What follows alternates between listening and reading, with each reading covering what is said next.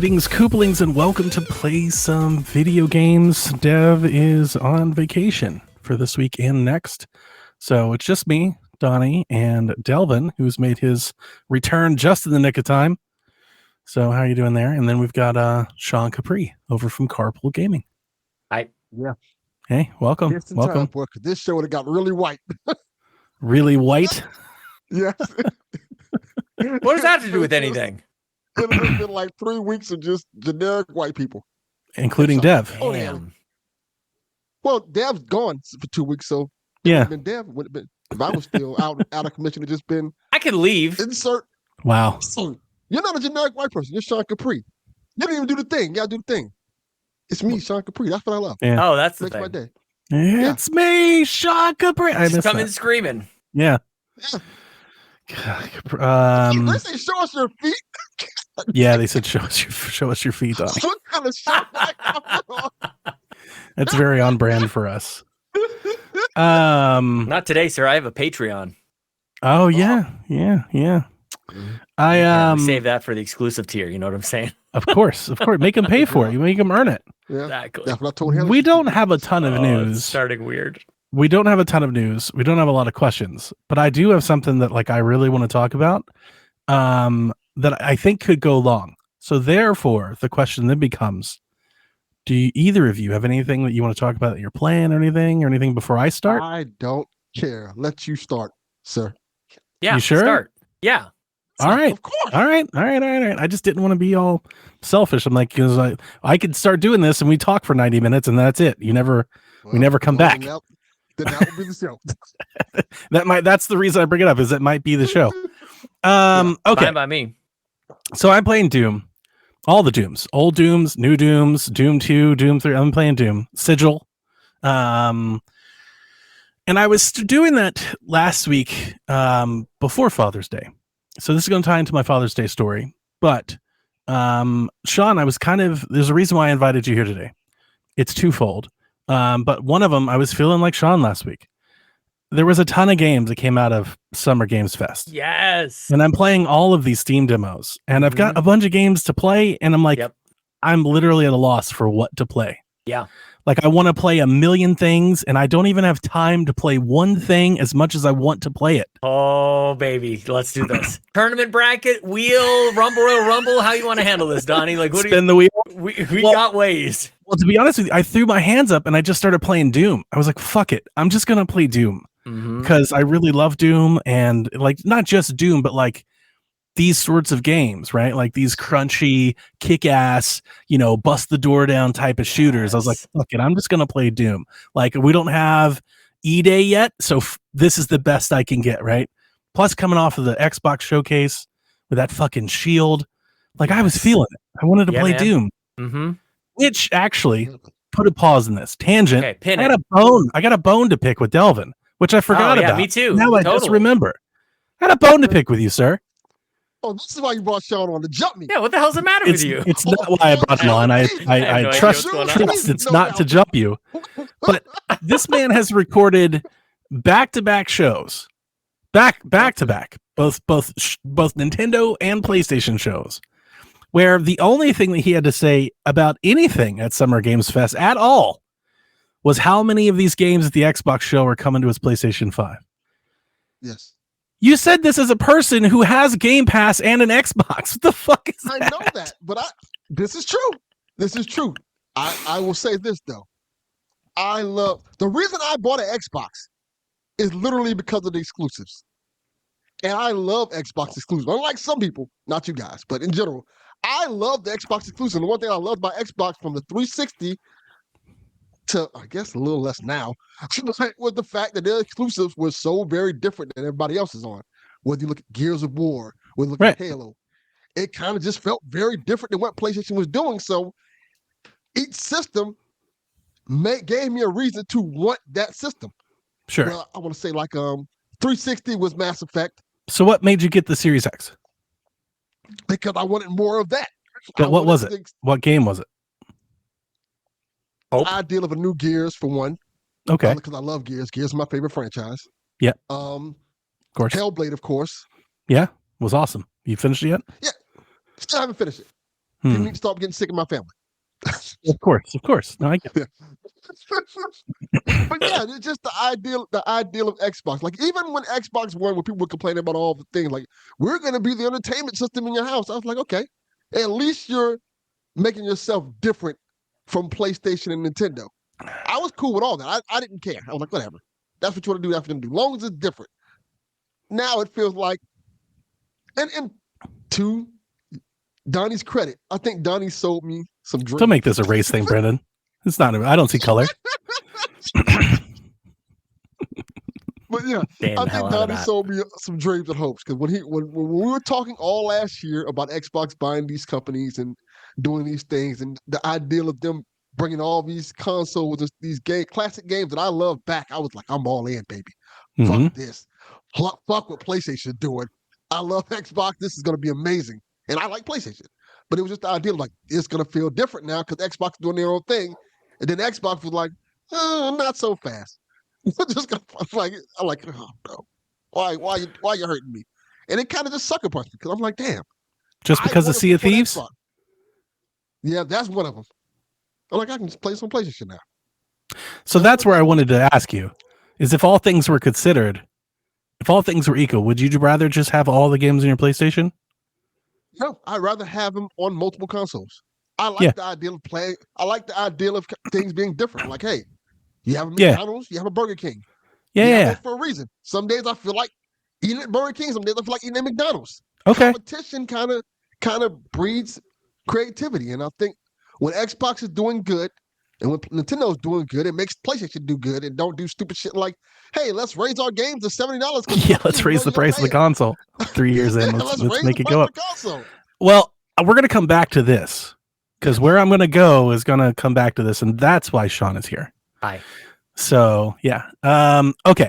So I'm playing Doom, and I'm having a great time playing Doom. Putting off Paper Mario, like not doing that, not doing anything, like just playing Doom, rip and tear. Father's Day rolls around. I get an advertisement. Many years ago, I supported this documentary getting made called In Search of Darkness. And it was like this horror documentary of like old horror movies that they put together. And this company has made a new documentary called First Person Shooter, the definitive FPS documentary. Oh. And I bought it. Look at that horror document. They sent it to me on Amazon. It's 4 hours long. I paid $7.99 to watch this 4-hour documentary. And here's how I spent most of my Father's Day. Sitting on my chair, watching this documentary about these old, like a lot of older shooter games. Yep. So sounds fantastic. The reason that Sean is here is that we've kind of danced in this dance floor on Sweet Hangs multiple times. Yep. Because Sean comes from this. This is his shit. He is that mid-90s PC gamer. He knows about this stuff. I don't. So like this is all kind of new to me. And I think I'm finding it because of this like newfound interest in the boomer shooter. Of you guys know, like I love Dusk and Ion Fury and this shit. Like I've been finding this in Warhammer, and I've been doing this for the last couple of years. So like I'm starting to, my interest is peaked into learning more. Like I had a working interest of who John Carmack was and John Romero. Yeah. But like I didn't know exactly who they were. John Romero was gone before I ever played Doom. I played Doom on 64. Yeah. You know, like it was a long time. I didn't have this experience. So anyway, that's kind of what I wanted to bring to the show, is I wanted to talk about this documentary and like the things that it made me think and where it kind of went, because I watched 4 hours of this documentary and it covered so many games that I had never heard of before. Oh, okay. I wrote down notes, things like Battlezone and Colony and Dangerous Dave. Do you guys remember these? Did you, like, I look right at you, Delvin. Did you play these things? Battlezone. Yeah, the arcade game, you little tank and move it around like a periscope and shit. I'm trying to picture a first-person shooter. Yeah, I know that game. Yeah, definitely. So like, the big takeaway was like, there's this through line that this documentary has of how this genre of game has really pushed video games forward. Yeah, like honestly, like the entire industry. I dare say, maybe others would take opposition to that. Right? There's obviously the Nintendo thing, but like, there is this push that like we move the tech forward Yes. with an experimental game, and then like we perfect that tech with another game, and that becomes the standard. And then we move it forward with an experiment, and then we perfect that with another game. So I'm watching this thing and I'm getting kind of an education that I never had. Yes. And I don't want this to sound like an epiphany, but like I also like want to own up to the fact that this isn't my time. I didn't grow up in it. I didn't have access to it. So like I don't know. Like I'm naive to what happened. So like for example, I've known about Halo my entire gaming life, more or less. Like Halo came around as I've been there. I've played multiples of them. I've beat multiples of them. I've always claimed I've never been the Halo guy. That said, I had never heard of I had it and I lost it. I'm sorry? Marathon? No, not Marathon. This other game I wrote down. It's in the documentary. And of course I lost it like right as I was about to say it. Daikatana. Tribes. Oh, Starships Tribes, let's go. Yes. So I'm watching this documentary because it goes in like chronological order. Like you start in like the 70s and 80s and you get going. So me and Jack are sitting there watching this whole thing. We have nothing better to do. And Tribes comes up and I'm like, that's fucking Halo. Like I've seen this before. And I need to watch this, dude. And that's like where this like that's like the point I'm trying to make is that you see something like Tribes. Yes. And then like that, whether it's that developer or not, like that becomes Halo. Yeah. You see something like Wolfenstein, which becomes Doom, which becomes Quake. Like there's this progression that keeps going. Yes. And it keeps going all the way through modern day. Yes. And they do talk about, for a minute, I thought maybe they didn't have the rights or anything to talk about Call of Duty because they go on and on and on without ever mentioning Call of Duty. And I was like, where in the hell is Call of Duty? You gotta go. It does get there. It gets the Medal of Honor, and then it pushes Call of Duty. It's like Call of Duty took all of this and pushed it like cinematically forward. Totally. But ultimately, without making this, like the longest thing ever. No, I really liked it, and like ever since I watched it, I've had this itch. I'm like, I wanted to talk to Sean about it. Oof. Two, I wanted to bring some of my thoughts about it to the podcast. Some of the things that I wrote down was I really enjoyed I appreciated there's like this constant thing. So all these developers here, which I learned about so many of them for the first time, almost all of them unanimously talk about how they want to like work on anything except the thing they just did. Right. Which is something that like I appreciate today. Yeah. As we have so many studios that are dedicated to a franchise, they just keep making the game and sequel and sequel and sequel. And it feels like a common thing, a common thread today. Mm-hmm. And like this was the case back then. Like in 1992, John Romero's like, I wanted to make anything but Wolfen. Like I wanted to do anything but this. Right. And like it's like almost every one of them, because the development process, the crunch, like the amount of work that they're doing, and the idea chasing, that tech chasing, like, nah, I want to do that new thing. I want to do that other thing. I was not surprised, but like, I just peaked on how that, like, that seems to be a constant. That's never changed, I guess. Like that's been there from the beginning. How incredibly indie video games were in the 90s. Yeah. Like 5 people made some of these games, man. And they made it, and like they're talking about how they sold it to people through the mail. Like if you send us a check, we'll mail you a down. I was like, what the fuck? Some of this stuff is crazy. And yeah, they're making it in their garages and their basements and stuff. This documentary is literally chock full of nostalgia. Yeah, man. There's commercials and old announcements and old pressers, and they really take you into like that experience, like, in just a short few minutes, a long documentary, but every game gets its 5 minutes to shine. Yeah. I really appreciated that. Also how fast they would turn around some of these games. Oh yeah. We're talking entire sequels coming out in a year or 18 months and to the next thing and the next thing. I talk about Quake and how they had people making content that would never amount to anything because Carmack's just trying to get the engine going and he can't figure it out. And that was kind of cool. Mm-hmm. So yeah. Did they talk about the modding, like when you talk about the era, like the Wolfenstein era and the Yeah. and stuff like that. Did they talk about the heavy modding these games got? Like, because This is why I started playing the original Doom and started playing Sigil, because I learned about Sigil in this documentary. John Merrill's like, yeah, no, I made my own Doom mod, and like that's in your Switch. Like if you have Doom, you just open it and there's a mods tab and you just install it. It's just there. Yeah, I didn't know that. I wanted to play it. I was like, I want to play what this is. And I looked, it's like, it's just, you could just go play it, just download it. And I'm sure it's on any platform that you have just OG Doom in. But yes, they talked about like, I forget the mods names. They had a bunch of different ones, but like Brutal Doom. And there was another one that like made everything like very fantasy rich. They were talking about all these different people like creating their own games just out of Doom. Yeah. So I very well remember people like modding Doom so everyone in the game was like nude, and they would bring it to school and stuff. That was the thing that they put it to disc in. It was like a lot of things people would just do and have in class, because back in those days, when we go to school, like computer lab, and people would bring their little disc in.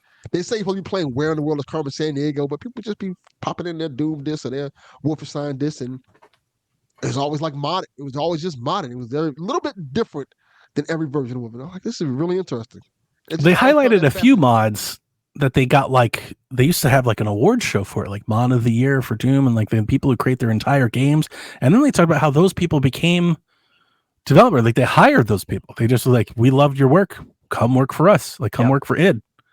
That's how they replaced people back then. That's crazy. Do they have epic mega games in this at all? Or is it more on the id side? I don't recall Tim that. Sweeney, anything about Unreal Engine? Yes, there's an entire section of this thing dedicated to Unreal. So on one of the last Sweet Hangs, I think I was talking about some of the dorkiest stuff I've ever recorded on a podcast, which was like wanting like the engine race to happen again, like the game's engine to have a competition. So Unreal technology, versus Quake engine and stuff. Like you just kind of, I feel very validated by everything that you've said so far, because I was trying to express that in a recent episode of Sweet Hangs, where like that was a great time for video games when you had Quake engine versus Unreal Engine, because you'd have the engine and then you'd have like the prototype for that engine being Quake and then Unreal, and then that propelled games forward to a huge degree, to the point where like now how many games are made on Unreal Engine, and how id Soft really has like fallen away from that. And it's essentially because Tim Sweeney's still with Epic and John Carmack is not with it anymore. Yeah, he left. That's basically it.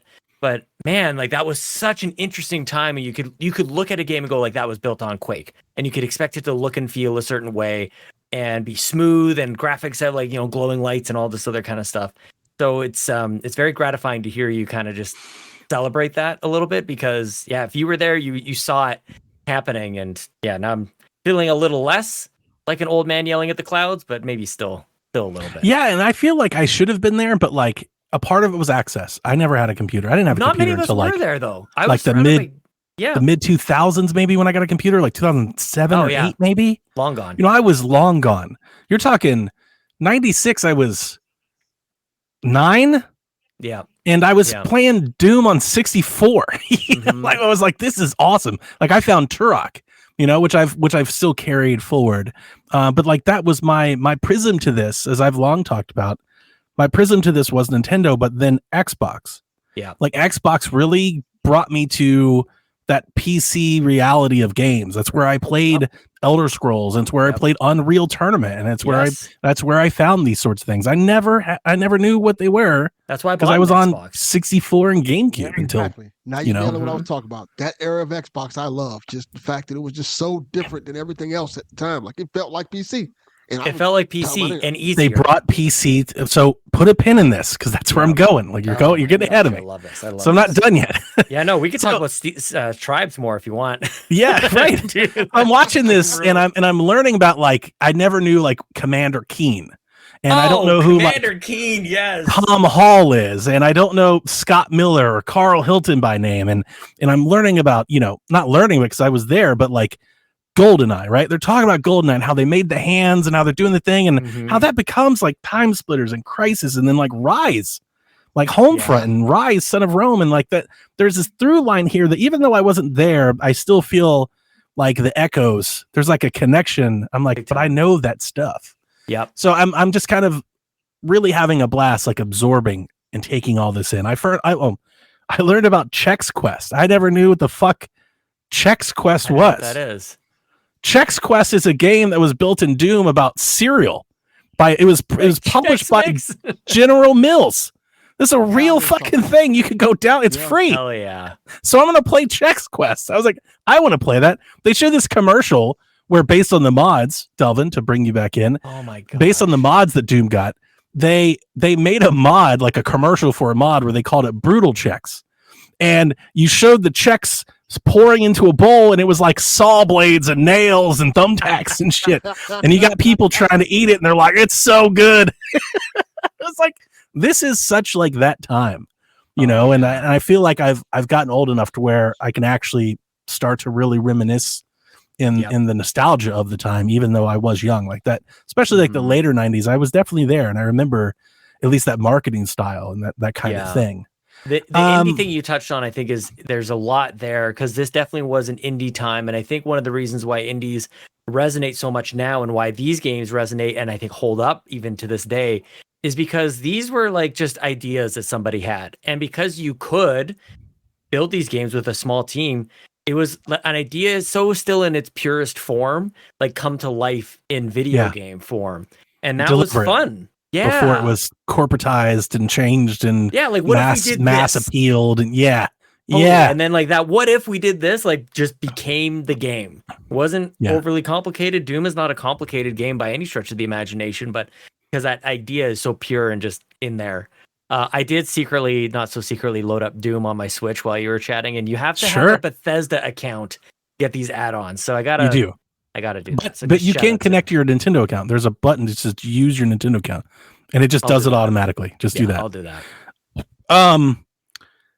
So ultimately, before I move on to like where I want to take this conversation, I just had a great 4 hours watching this documentary, and coming out of it, I want to play so many things. And some of these things, like I had on my wish list, but like Rise of the Triad is a game that I had on my wish list that I've been wanting to play because it's recommended to me as a boomer shooter. I had no idea of its history or its legacy. Right.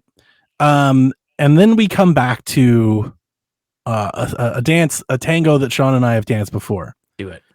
Coming out of this documentary, I need to play Half-Life. Yeah. Like that's the big grand thing for me. Like I've never played this game, and I think I need to play it. Like now I think I need to play it because I like so many of these things. I'm like, you're probably going to love this. Like so many people that like all these things that you like love this thing that you've just never done. Yep. So where do I start? I think I've actually told you start with Black Mesa, the sort of like informal that became funded remake. I ended up finishing it after telling you to do that, and so now I would say go back and play the original Half-Life. Okay. Just play that, because I think you like, and this is a very personal recommendation. Like I'm not sure that I'm broadcasting this to really anybody else, because some people don't do so great with older games like that. But I think you're gonna do great with it, and it's not even that it has. I play a lot of old games. Yeah. I think you'll do fine with it. And you'll appreciate it for what it is, especially with this documentary in recent memory for you. You can jump in and get an appreciation for like how advanced the AI is, like your enemies, how they shoot and they take cover. And if you're hiding, they'll throw a grenade on one side and be waiting for you on the other side. They talked about the grenade throwing. There was a whole segment where like, this is the first time somebody threw a grenade at me. Yeah. And you're like, what the heck? Totally. Like there's sections. That Tribes, by the way. Sorry. Yeah. You know how my brain works. I'm firing. No, the Tribes is like the first game that had a dedicated grenade button. Yes. Yeah. Before then, you had to switch to the grenade. Yep. And then to throw the grenade. They were like, no, just throw it. Yes. You know, it's funny. Like I think about that with Apex Legends having a dedicated button to ping, like to communicate with your friends and go like, look over here. Like I thought that was an interesting choice to dedicate it to that. Half-Life is special, especially when you were there playing games like Quake and Quake 2 and Doom, and then all of a sudden there's this promise of Half-Life, which I'm positive was built on like heavily modded, heavily adapted Quake engine or Quake 2 engine. And that was also part of the hype, was like, what is this game? What are they going to do with this engine? We thought we've seen like the limits of it, but it was kind of like almost like BioShock did when that was new, like the emergent storytelling that happened. These are the things that were special back then. You'd walk up and you'd have in-game moments and narratives that would just happen. Like you'd walk up and a scientist would start talking to you, and he'd start saying like everything's a disaster, and Gordon Freeman, like, please save us. And then he'd get like scooped up by a monster like through the vent shaft, and that didn't happen before. Like you didn't have these scripted events that happened as you approached different areas. And so there's the AI, the difference in level to level. You'd go from, just swinging your crowbar around to fighting off gigantic boss battles, and there's trams, and all the different locations are so unique that you have to appreciate it. And then there's not really, I mean, they say there was no loading screens, not in the sense of like Doom and Quake. You go from the start of the level to the end of the level. You hit the button on the elevator, and then that's it. Half-Life flows, and you reach it sort of like an invisible barrier at a certain point. Well, it'll say like loading for 2.5 seconds, and then you keep going. So it's just like seamless. It's a continuous campaign. Totally, and that was completely unheard of, and you almost never really see it even now. So the documentary, I think, is good for you because you'll have that historical context to go like, wow, these things are next level. They might not blow your hair back now, but like back then, dude, like no loading screens, no end of chapter. You just carry on. Holy crap. So it hits when you're like, you're walking up to console players being like, this is trash, because you were living in a different world. Totally. Yeah. I mean, and the graphics is all the things that we cared about, especially like, of course, now that we're wiser and older, it can talk to war you never changes. That's never going to end. It was all about graphic. Yeah. Look at GoldenEye. Like, I mean, the explosions are good, but they talked about that with Quake. They're talking about the design, and he was like, he's like, Romero is, he's kind of featured throughout the entire documentary, and he's like, if we could do it in Wolfenstein, it couldn't be in Doom. Like that was his whole approach. He's like, if you could make something that you thought was in Wolfenstein, you failed. We want to make something that couldn't be in Wolfenstein. And then when he made Quake, he's like, we want to make something that couldn't be in Doom.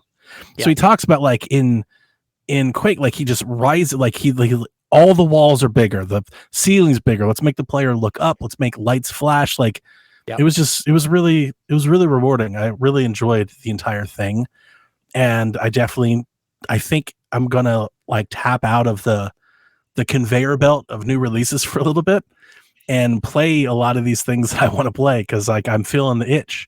So I think I'm gonna play Half-Life, and I think I'll start with the first one, I guess, the OG, because I have them all. Half-Life might ruin the rest of them for you, so I don't know if you have other games on the list that are around that. I want to play Rise of the Triad. I want to play Chex Quest. I want to play a lot of these things. Unreal, it's got to be Sin on the list. Sin thank you for saying like, also a Quake engine game. Like I want to play Sin. Like I want to experience a lot of these that I haven't. A lot of these I have. Why is Sin? I'm curious because I was going to say that, but I didn't know if anybody's like heard of this game called Sin. What showed up? Was this in the documentary? I saw the documentary as I'm going through the documentary. Like I have notes of like things I wanted to talk about on the podcast. Yes. So I wrote down like games that I was like, that looks cool. I want to play that. Some of them I wrote down like I wrote down Trespasser. That was terrible. Yeah, but it was interesting to see like how important that was, like moving forward. But like Sin, I wrote down, I was like, that looks kind of cool. Like I should try that. Funny thing is, I own it. I own the remake, the remaster. I got it. I didn't even know there's a remaster. I have. I got it. Like it's just in my library. I've just never played it. So like that's the other thing. A lot of these things I have. Yeah. I still have yet to buy Rise of the Triad because I've just been either waiting on a sale or waiting for a time to play it. So like I think now's the time. Like now I want to play it. Which Turok was it? Was it Turok 3 that you were talking about recently? I've played them all. Yeah. And it's just like corny. That's the new one. Yeah. Yes. It's very schlocky Sin. compared to the other two. Totally. Sin is like nasty, raunchy, ridiculous, over the top, bad dialogue. Right down my alley. Action. Yeah. You're gonna. I love it. At least the guy I always liked Duke. Yeah, so that's I always liked Duke. I love the Bulletstorm Duke on Switch. I've always loved Duke Nukem. I like Duke Nukem 3D. Everybody. I always liked it. But the funny thing was when like the era of the Duke, I was like that 12-year-old preteen who thought that was really edgy and cool. And I was telling those stories to Jack because we're watching this documentary. I was like, this was the shit when I was your age. Yes. He's like, real cool, Dad. I know. Making me seem so old. No. I was like, you don't understand. Like, we were treated with such kid gloves back then from like a media and an entertainment, you know. It was like everything was Barney and Blue's Clues, you know. And it's like to find stuff like that, to find, like Toonami or Adult Swim or South Park, Beavis and Butthead, like that stuff was cool back then, you know. Like, so Duke was that to me, like in the video game, that was Duke Nukem. So I had a blast. Doing this, and I think this is what I wanted to do, and that's ultimately why I wanted to bring you here. I also want to talk about like where this is having me, what this documentary had me thinking about Xbox. And I don't want it to go into like a giant philosophical thing. I've done a few of these kind of diatribes on Xbox recently. But I got to tell you, I think this documentary like kind of shifted my logic here. I'm watching all of these franchises and these like pillars of gaming, really. Doom and Quake and Call of Duty and like these entertainment franchises. Yep. And there's an entire thing in here about Xbox. Seamus Blackley's in the documentary. It's not anything I think is new, especially if you've watched like Power On or if you were there. Like, you know, these are all things we've talked about before. Talk about, Bill Gates and the direct Xbox and bringing Windows to the living room and all that. So this is kind of retreaded territory, but I'm sitting there watching it, and they're talking about Halo, and they're talking about finish the fight and Halo 3 and how important it was, and Joe Staten is there and he's talking about all this, and I'm just like, that feels so long ago. Distant and detached. Halo should be able to reach as many gamers as possible. Yep. Like I kind of feel like Halo, it doesn't make sense to have Halo like exclusive to a console, which is something I don't think I would have said like 2 weeks ago. I'm like, no, that's the thing you use to sell the box, right? Yeah. Now I'm like, no. Kind of like Doom. I've always thought Doom should be everywhere because it always has been. And I feel like that'd be a shift for Halo. When they started talking about remaking Halo for PlayStation, I was like, what are we even doing anymore? And now, like, I'm wondering if maybe I'm just late to that shift or I don't know, early. I don't know what they're thinking. But if that's true, and we have no idea, that could just be a rumor and be not true at all. But if like that sort of thing is true, like I think I'm actually starting to shift to that like way of thinking. I'm like, this is one, it doesn't make a lot of sense because of how much money you have to put into and invest into making a Halo game. But two, I want Halo to be back to like where it used to be. Yeah. And I don't think you get there by maintaining the status quo. Something has to change. Yeah, I think is your point. Call of Duty, I think, has been able to dominate. It has this amazing mix of frequency and just how it's tapping into the gamers, which I think that's the part that people generally identify with. But I think we underappreciate the fact that those games come out every single year. And so why that's important is it always gives people a chance to engage with Call of Duty. There's always something new to talk about. And also, if one doesn't hit, you got another one the next year. There's another one coming. With Halo, when one doesn't hit, you're waiting to the next generation to get there. Yeah. Right? So it's a huge like if you miss, or if you miss you're back flying to back off into space. Totally. Then you're talking generations of you've missed an entire person. Totally. Yeah. So I'm watching this and I'm thinking that about Halo. And it gets me thinking about them all together. Seamus is talking about things he said before, but like they landed differently for me now. I watched the Power On and I took it in stride. The story is as old as time, but I'll regurgitate it for anybody who doesn't know. Bill Gates walks into a boardroom with a giant amount of Microsoft executives. You got Seamus Blackley and the Xbox team there, and he slams the shit on the paper or on the table, talking about how it's an embarrassment that they're about to make a console, the Xbox, that doesn't run Windows. That was the whole point. The whole point was to bring Windows to the living room, to give you an alternative to the home PC with a gaming console. And they didn't do that. They did bring PC gaming to the living room. They brought the games, they brought the Ethernet port, they brought the hard drive. I think we've seen Xbox's role in that space expand. Like they've taken that and they've brought like accounts and they brought digital downloads and they brought live services and like Game Pass. Like they've done this. They've innovated, I think, the gaming space. That hasn't returned though market share. I don't think you can question their impact. Their innovation is there. It's clear. It's evident. Everybody else has copied it. But that hasn't won the market share. So now, based on all the rumors and the conjecture and some of the quotes that we have, I'm warming up to the idea that I think they need to actually like make do on the original promise.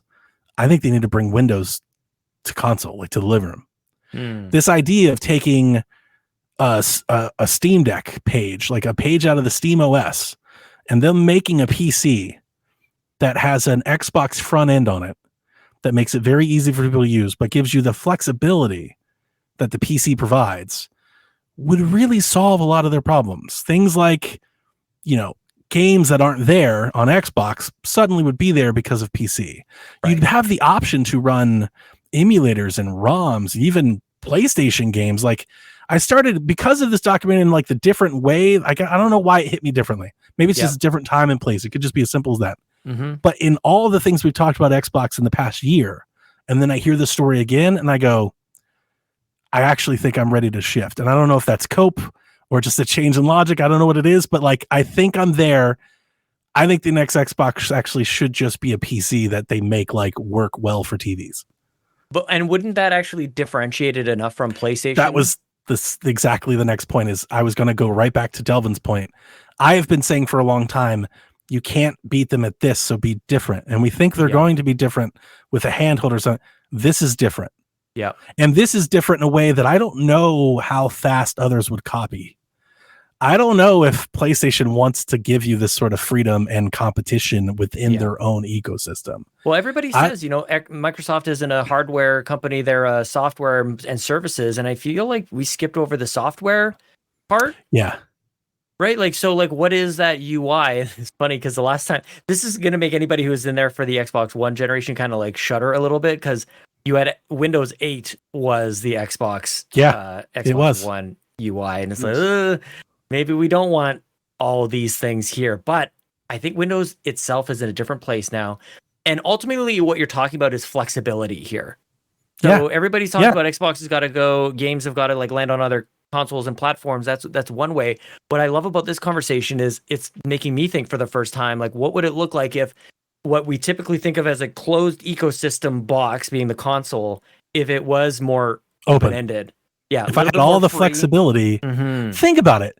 They launch new consoles, and you've got PlayStation doing the same thing PlayStation does, which is great, and their people love it. But then you've got an Xbox, and it's like, we've got some games. Some of them are exclusive. Some of them aren't. Some of them are on PlayStation. Maybe all of them are on PlayStation. Who cares? But like over here, you could buy games on Steam or Epic, or you could play Game Boy games or Wii games, or you can install Dolphin on this mother. Like, you can really get into this shit and do as far as you want. Like, they leave it to everybody else to do that. Emulation station. Yeah. You can run this program and set up 1,000 ROMs on this box and play it until your heart's content. Yeah. Like, it is that Steam Deck. That's what the Steam Deck is. It's that design, that concept just applied to the home console. Yeah. You know what? If that was something they would do, I'd be all for it. Like, I think I would too. That's where I'm going. Like, I started to think like that, and I was like, dude, that sounds exciting, actually. That sounds really cool. And I'm sure this is a part of it. I don't mean to interrupt you, but I'm sure this is a part of it. I'm playing most of my games on PC these days. Yeah. So that might be me taking this thing I like and applying it to other people. I don't know if other people think that's exciting, but to me, I'm like, that is actually kind of exciting and poetic. It would be them kind of fulfilling the original like destiny of this box. Like, we have actually literally brought Windows to the living room. Windows seems, it's funny because it has me like thinking philosophically, what is Windows itself?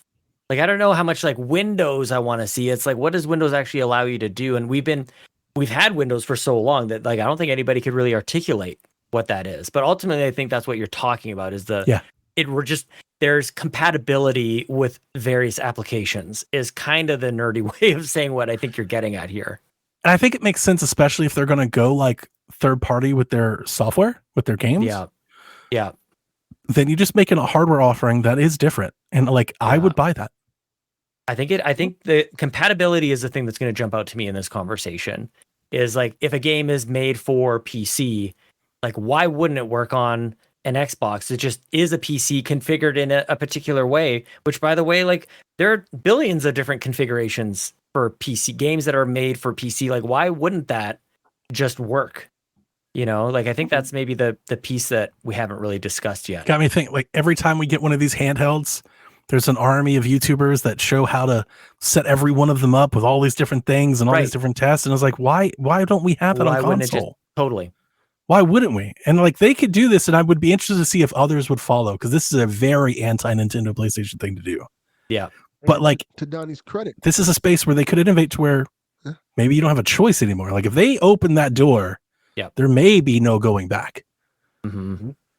But sorry, to Donnie's credit, that's one of the reasons why I got my Steam Deck, because it's a simplistic way to play PC games. Like I can just pop that bad boy on, go on the Steam store, and just pick any PC game I want to pick and play it, and buy it and play it. And, you know, it opens up so many options for me. And even the idea of like, hey, I can still play Xbox games on it is really cool to me. And the idea of like having a desktop PC or even a laptop that does that for Xbox is really intriguing. When it gets away from like something that just happened at the Nintendo Direct yesterday, we have Marvel versus Capcom. It's our first news story. Coming to is it PC? To PlayStation and Nintendo for sure. Everywhere but the Xbox. So like you got to get out of that. You know, so if it's on PC, then it is on Xbox. It's one fewer platform to have to develop it for. Like open up that system so that it seems so obvious now when you put it like does. It really seems obvious, like that this has to be the next. This is like when Nintendo before the NX was announced, they're like, it's got to be a hybrid thing. You know, like it seemed like we were waiting for the next Nintendo console to be what it actually ended up being. Tech came, the Wii U, and then they perfected it. Yeah. Right. And which, by the way, when does that ever happen? Like what we think Nintendo is going to do and they actually do it? Like that was the Switch. People forget. That's why we're all waiting with a bated breath about the Switch 2. Totally. We think we know, but we don't. I know, right? You'll never let go of that 5% chance that they hit you with some shit you're not expecting. It's a 3D Switch. You just have no glasses 3D on the screen. So anyway, in short, 45 minutes into the show, which is why I asked you guys to go before me. That's kind of what I was thinking. This is the fun weekend I had, and this is kind of where my head is. What's the demo? It's a newer game, but it honors older, maybe early 2000s first. You're gonna say Fallen Aces? It's called Tree Pang. Oh yeah, no, I've got that on my wish list. Yeah, I've seen that. I played that demo, and dude, that demo is it's worth the price of admission, which is obviously free. I was going to buy the game. I wasn't going to wait. I was going to wait. Check out the demo. Well, I don't know how much the game is, so I can't really recommend it. But I played the demo, which is a meaty mission. But then there has a basically a horde mode. It's a combat simulator. You choose the different rooms that you're in, and then it's horde. Just 20 waves of enemies coming at you. And it's got bullet time, like it's like Fear back in the day, Fear and Fear 2, Fear 3. Fear is in the documentary, and I was like, man, I miss Fear. Fear was great. Fear's really I'm telling you, you should watch the documentary. It's a good documentary. Black in there? Black was on PS2, Xbox. I think so. I know the game, but I don't think it was in the documentary. Yeah. Golly, man. I've got a bunch. Like they talked about Tribes, Halo, Turok, Perfect Dark, Prey, Fear, Call of Duty. They did do Dusk and Ion Fury. And by the way, if nobody's played Ion Fury, get it on your Switch and play Ion. If any of these games meant anything to you, play Ion Fury. It's amazing. Counter-Strike, Deus Ex, Trespasser, Sin and Half-Life, Rainbow Six, 007, Perfect Dark, Shadow Warrior, Marathon, System Shock, Rise of the Triad. Super Noah's Ark. Do you guys know what that is? Because I have to play it. Watch it. I was like, I have to play this game.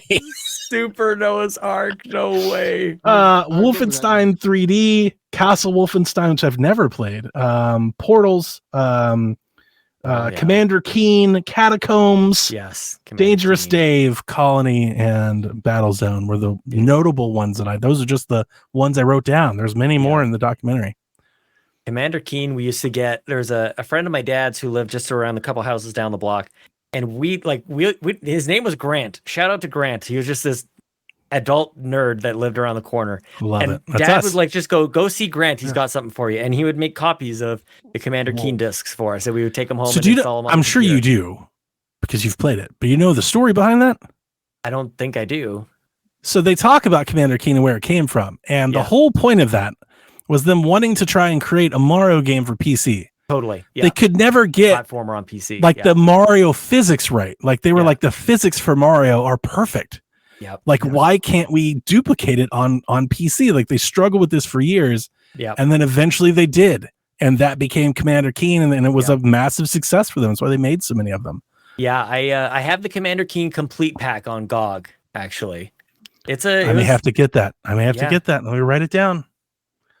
Commander, because I came away, I was like, I want to play this. See, like Sin, Commander Keen, Noah's Ark, Chex Mix. Like I want to play these fucking games. Like these look like fun. Oh, dude, we would used to play it all out. I can remember, like, it's so nostalgic for me. I can imagine and remember the place where our family computer was and what the carpet felt like, and we'd play because it's so dark here, so many months and of the year. The glow of the CRT computer monitor, just playing. We all know that feeling, or at least the old of us do. I remember that feeling. PC gaming, you know this now, like that warmth off the TV. Yes, like you're so I know close that to the feeling. screen. Yeah. Yeah. Serious Sam, I can't see in the chest as Serious Sam. I've played Serious Sam. I have played Serious Sam. Came later, where Soldier of Fortune was one of the first on PC where I think Half-Life did this as well, but Soldier of Fortune had like body damage. You know, they talk about like collapsible and destructible environments. Soldier of Fortune had destructible enemies. You shot the guy in the gut and his intestines would spill out. That's you shot awesome. him in the kneecap and his leg would blow off. Like stuff like that. Just like, holy crap, dude. I really feel like this renaissance of the boomer shooter. And honestly, I shout out TPR. He got me in the New Blood thing a few years ago. He was like, Donnie, do you have any idea what these games are? Because I think they're right down your alley. And I started playing them and I was like, you are right. They are right down. Like this is squarely where I want to game. And I've played everything that they've done since, including their newest release, Fallen Aces, which just released. I've played the first chapter. It's releasing episodically. You can buy the game right now. It's $9 they're selling this game for. And it's awesome. It's so much fun. Game. It really and it's more than just like a run and gun shooter. Like it's more, I would say like immersive sim. It's not quite that far, but like back in the day, it's what you would have thought of as immersive sim, because it's a lot of like, one, there's a lot of melee combat. It's not just shooting, but two, like everything in the environment can be used as a weapon. It's a lot of like finding keys and secret doors and platforming and trying to figure out how to get over there and stuff. That's just all my shit. Like I love everything. Yes. And New Blood is very featured in this documentary because they're like the new version of these guys. This is the next generation is New Blood and what they're fucking doing over there. Yeah. So I love seeing that throughout too.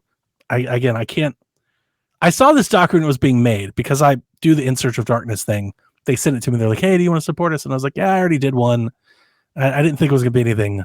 Consider me blown away. Actually, now that it's post-release, I've watched it. I'm like, I should have been there early.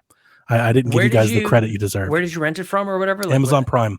Is Amazon Prime? You can buy it directly from the website. They have physical copies or digital, but it's on Prime. You can buy the documentary. I think I paid $7.99 US. So maybe 10 Canadian, 12 Canadian, something like that. Yeah, like $50. It's like 5,000 Canadian. Like it's a mortgage. So anyway, an hour in. I love it. I'm so happy you watched this. And that's why I wanted you to be here. I was like, I really want you to come. I need to talk to you about something. Yes. Oh, I love it so much. Yeah. And actually, there's probably a 4-hour documentary you'd be made in and around Half-Life. All the stuff dude, that came. Yeah. Sean, from this documentary, I have found other documentaries that I've fallen down the rabbit hole of Chex Quest and Romero. And that's what I've been doing. I've been watching all these things on YouTube. The Counter-Strike stuff, the Team Fortress stuff, the Portal stuff, like Half-Life was like this Inception, even like this. All of those games are in the documentary, by the way. Totally. Which and it's just like this flow that goes into Half-Life, and then Half-Life becomes its own thing. And the same thing happened with Unreal. Like all that stuff led up to the Unreal Engine, and then Unreal did its own thing, and like which became Gears of War, which ultimately I think it was supposed to be called Unreal something. Unreal Battleground or something like that. Like it was going to continue the Unreal Tournament and all this stuff. It was because it was supposed to showcase the Unreal 3 engine. Yeah, which I do remember. I was there for that. Oh, I love it so much. The Halo stuff in this documentary is really good. I would recommend it to that for any Halo fan alone. Yeah. They really talked about like how Microsoft swooped up and picked that thing up before it was anything.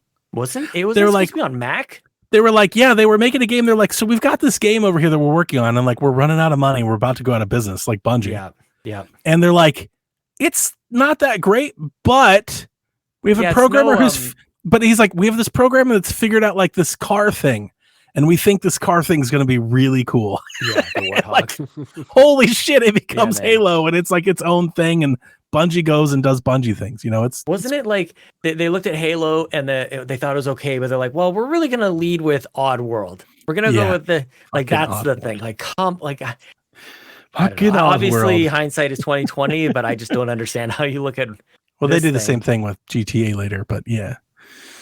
So how do you do that? How? Yeah, because it's not like GoldenEye wasn't a thing already on 64.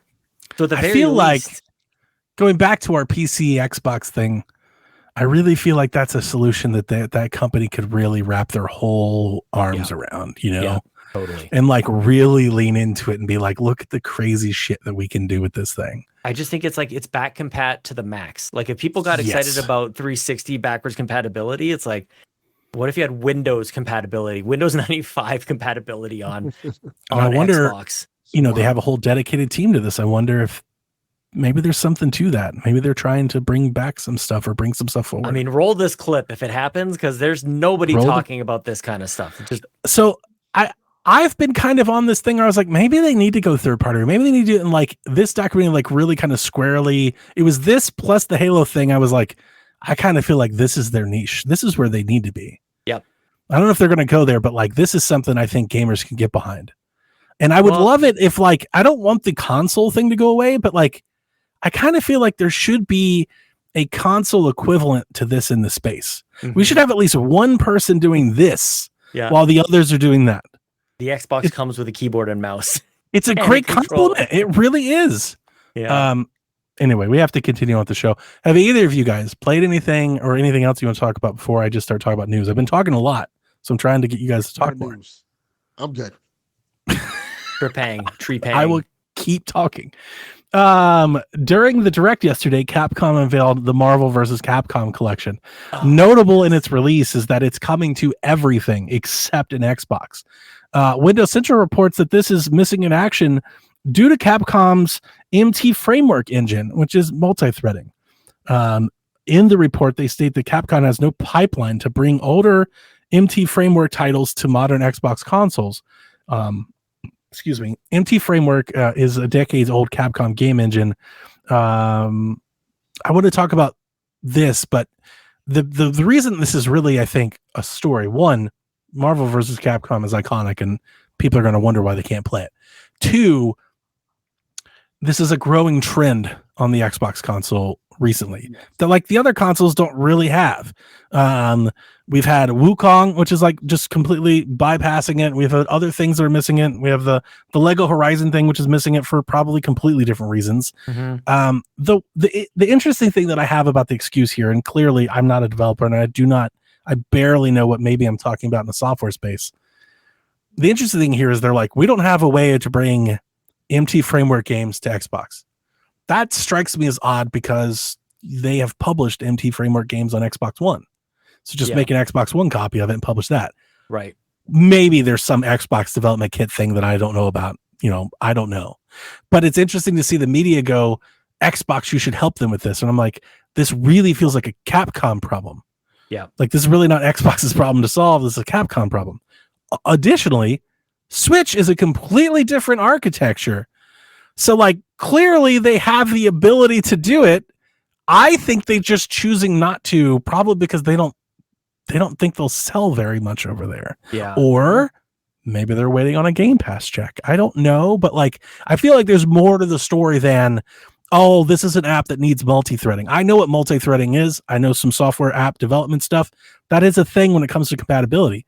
It's a thing software developers can program around. It's a common thing. You've got single threading, multi-threading. They don't really talk to each other. You have to account for both, and sometimes you have to make different versions to make. I think if they wanted to fucking put Marvel versus Capcom on Series X, they could. It's not that big of a deal. But it seems like maybe they don't think it'll sell, or maybe they're holding out for something else. I don't know. Any thoughts on that? It is a problem if you're an Xbox gamer. It's like not something you want to continue to see notable games just bypassing the product. Yeah, it's not a good look at all. But like, I don't even know how to address it, Donnie. Like, yeah, I don't think we have all the information. Is really the point I was making. Well, and to a certain point, whatever the reason is, almost doesn't even matter. The result is that it's just not there, and that's the result is like. Yet here's another thing you wouldn't have exactly. Yeah. And I would love to play it there. I played Marvel vs. Capcom 2 on Dreamcast, of all things. Yeah. These are arcade games, these are Super Nintendo games, these are N64. Like we've played these on everything. And do we not have like a Street Fighter collection on Xbox? Do I not have that on Xbox over there? Like I feel like they would sit side by side together. People are like, they can't port this and almost in the article, I want to say it was either this article or a tweet reaction to the article I saw. Somebody was like, this is why the game is a PS4 version instead of a PS5 version. I'm like, then why doesn't it apply to Xbox One? Right. Yeah. If you look up the Capcom MT engine, which you can on Wikipedia, you will get a list of every game that's ever been made there dating back to Dead or Alive back in 2005. Yeah. There are 50 Xbox games on that list. So that like them being like, they can't do it. I'm like, that doesn't add up. Agreed. Somebody at Windows Central should dig harder, try harder. That doesn't make sense to me. Well, this is where, the previous conversation comes to light again. If it works on PC, then it's just like the Xbox ecosystem should speak that language, whatever that means. You now know where my headspace has been for the last like 4 or 5 days. Like seeing this and where I was when I was watching, and I'm like, this just stop doing this. Yeah. Just make it a PC. Fucking put that on there. Have your own storefront if you want. Like present that to people, make it very upfront, but just make it a PC and let people do what they want. And then this all goes away and it's not a problem anymore. Yeah. I mean, that was a huge thing for Nintendo with the Switch. Like people forget how challenging it was for third parties to develop games for the Wii U and for the Wii as well, but it was popular. And when the Wii U happened, it's like, well, this is a pain in the butt, so we're just not going to make games for it. So we were all complaining about third-party support in the Wii U era. People totally forget about this. Even the output from Nintendo. Our third-party support enough. Was Twisted Sisters and Dust and Elysian Tale, and it was indies. Maybe. Because nobody else wanted to do anything else. Totally. Because there was the second screen you had to account for. It was also different architecture than what the consoles were at the time. Do you remember there was like the January reveal of the Switch, and they're like, look at all this third-party support we had, and they had all those publishers like I remember your stream. You were not happy. I remember. Dude, well, I'm like, they're like, buy our new Nintendo, and we know you guys didn't like the Wii U, and here's 1, 2. I think Switch. I was in Bobby's DMs. I was like, you need to get your co-hosts together. I was so mad, dude. Because I was like, fucking Suda was there. He needs to get his shit together. It was awesome. No, that reveal did not do it for me. I stand by because look, you gotta the Wii U. I'm like, I wanted Nintendo to be great, and I didn't get a sense from. I wanted them to make Nintendo great again. I didn't get a sense from that, and they did, of course, obviously. The Nintendo faithful back then. This is like a history lesson. Like you guys were all. We'll buy whatever. Like Bobby was in the fact that they just like announced it. Like I'm already, and I'm like, so that was my frustration with him. I'm about to buy a new Switch, Sean. Yeah.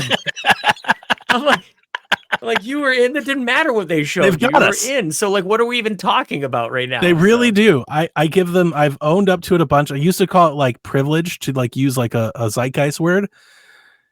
Literally, Nintendo could show up and be like Zelda, and I'm like, "Fucking, here's the money, man." Like, it's all. That's really all that matters. I can't tell you how hype I was when they were like on the Wii U.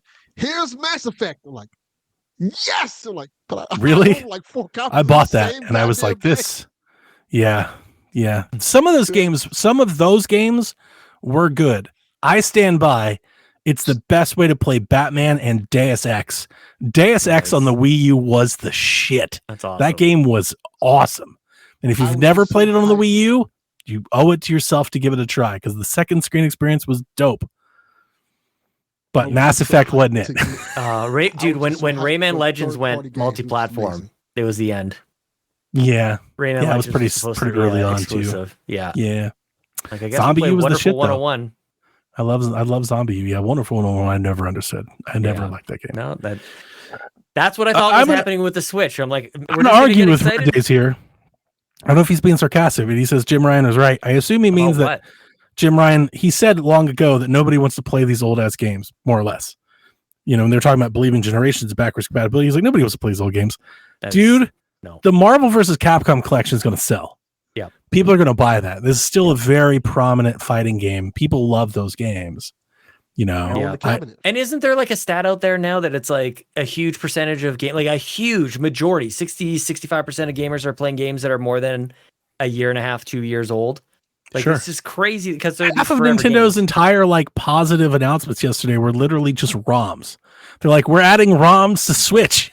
We were all like, yes. They're like, Perfect Dark is back. Yeah, completely bypassing the fact you can play a better version of that game for years now. Totally. It's right there. Xbox. You know, and they're like, people are stoked that you could play it. You can play it on your Switch, right? I didn't realize I know you guys covered this on Shaq, but I didn't realize that when they showed us that Nintendo 64 controller with the mature 17 plus under it, that this is a separate app. It's a completely different app for two games. For two games, for Turok and for Perfect Dark, you have to download a whole other app. Shit. I know. Like, of course, you don't want to get those ones mixed in with the rest of the kids. You got to protect the kids from Turok. Oh, I didn't realize that. The worst version of Turok, no less. Like, oh man! Play the Night Dive version of Turok. Do not play the actual N64 ROM of Turok. I can see it now. Shaq listeners are gonna play it and be like, "What the fuck's Donnie going on about?" Okay. So the PlayStation Portal gets an update today, where they're finally going to make it to where you can connect to like public Wi-Fi's. So before today, if you're at a hotel or Starbucks and you click the Wi-Fi and it tells you to like, it prompts you to like fill out a page or press the button in it, you couldn't do that on the Portal. Yeah. Now you can. Cool. So you can do that. Also, they've added some visual feedback to the touchscreen area, so you can know when you're touching them and when you're not. So, which is very nice. The Portal's kind of the Portal's taken off. Like, I think people really like this thing. I've been a believer since they announced it. I thought it looked really cool. I mean, sorry, let me clarify. I think it looks stupid. Like the I've always thought it looked dumb as hell. It looks stupid, but functionally, like the price point was right. I think that's a really cool. That makes two of us. Since day one, when everybody was hating on this thing, I was like, it's ugly as hell, and I think it's going to sell gangbusters. Totally, yeah. And it has. Like, I got people in the NCAA Reddit that have bought one of just for NCAA football. Absolutely. They're like, you mean I can play NCAA football from the office? I'm in. They're literally buying it just for that. They pay $200 to have a tablet for NCAA football. Mm-hmm. See, that's why the Switch has got to get EA on board. Like, you've got to get that shit over to Switch too. You got people out here buying Portals for this shit. Mm-hmm. Some headlines. I'll try to speed fire these unless you want me to stop and talk about any. GTA Trilogy via Netflix has been downloaded 30 million times. Sorry. 30. That would be a headline. Right? Embrace or Close Pieces Interactive. That is the Alone in the Dark dev. That sucks. Delvin. They had all of your support. Yeah. Unfortunately, you're the only one. Like, it was just you, though. Yeah, just me. Sea of Thieves topped the PlayStation 5 download charts in both America and Europe last month. Yep. That's kind of huge. Kind of huge. Maybe there's a new narrative that can be spun about like all the times that people would say Xbox has no games, Xbox has no games that I care about. They make all these stuff that when do the Xbox games show up to PlayStation? And then the games show up on your console, and it's like, actually, they do make games that you care about. Actually, they are good games. More than like, Grand Theft Auto, more than Call of Duty, more than Fortnite. Like, literally the number one spot. More than Helldivers. Yep. Last month. That's a big deal. This is my newest soapbox, Donnie. Like, these narratives that are spun by people who don't play the games. I hate it. I hate it so much. This disproves it 100%. You play the game. Faith takes. Yeah. I get you. Totally. Saber Interactive has announced A Quiet Place Road Ahead. Did you guys see that trailer? Yeah, surprising. When was the last time we got a movie tie-in with a game tie-in so close together? It's like the olden days, man. Hell yeah. Limited Run Games showcases tomorrow. You can expect the Beyond Good and Evil 20th Anniversary Edition to be there. So Ubisoft's announcing. I'm wondering if this becomes like if they announce this and then we just never hear about Beyond Good and Evil 2 ever again. Right? That's it. Yep. So it looks like tomorrow. I don't know if this is going to be like. I would imagine this is a shadow drop. It's been rated, but who knows? Maybe they'll hold on to it, or maybe it's not ready yet. But I think this is coming to everything. So like Switch, Xbox, you can just buy and download Beyond Good and Evil. They've also taken down the old version of Beyond Good and Evil on like PC storefronts. Oh, you love that. So yeah, get ready if there's a new version coming. Yeah. Blue Point Games have reiterated that they're working on an original game. I don't know why this is a headline. I don't know if there's rumors that they're making Bloodborne or a port or something, but like this is everywhere today. Everywhere today is Blue Point going, no, we're making an original game. Yeah, there was rumors of a remake. It wasn't Bloodborne. I feel like it was something else. But yeah, it seems necessary that they would want to reiterate that. Yeah. Todd Howard said Fallout 1 and 2 are not getting remade. He said the focus is to keep their old games available as they work on new content for new games. That's a bummer. That puts any of those rumors to rest. 1 and 2. Yeah, I don't know if I was ever expecting 1 and 2 to be remade, although I thought now they mention it, that would be great. New Vegas and 3 and stuff, I think. Yeah, did he put those to rest? That nope. 3 in New Vegas are just not these two. Yeah, 1 and 2. I mean, they're obviously completely different games, and they don't have the same Very different connection to them. Like he would not consider those his babies, but Fallout 3 for sure. He'd be very close to that. So if he's the one making the choices, I imagine he would choose 3 first. But if there's other influence, then maybe that's where New Vegas would come in. But he doesn't adore New Vegas like he would Fallout 3 or 1 or 2. Yeah, like that makes sense where his focus is. Sony's making a second Uncharted movie. Tom Holland will come back. Did we not know that? I didn't know that. My interesting thing about this is, have you both seen it? Yep. You both have seen the Uncharted movie. Yeah. I hated the first one. You hated it? I did not like it at all. I thought it was good. I mean, I thought it was okay. Like I didn't love it, but I was like, this is an Uncharted movie. I thought the ending was really out there. I was like, they were literally flying this boat and shit. Like that was a bit too much for me, a bit too Hollywood, but like that's what you come to expect. Yeah. The thing that I was interested in is the first movie was like an amalgamation of the Uncharted franchise. Yeah. Yes. So what do you do in a sequel? Mm-hmm. An amalgamation of the Uncharted franchise. So this is what I'm scared of. This is what I've always brought up with The Last of Us and all these. Got introduced still. The thing that I was afraid of with all of these, we're making universes out of video game franchises. Is this new movie a new tell in Uncharted, and does that become the next Uncharted game? That's what I don't want to have happen. I don't want that to become the thing that's steering the cart. Yeah. You know, I don't want our franchises to turn into movie tie-in games.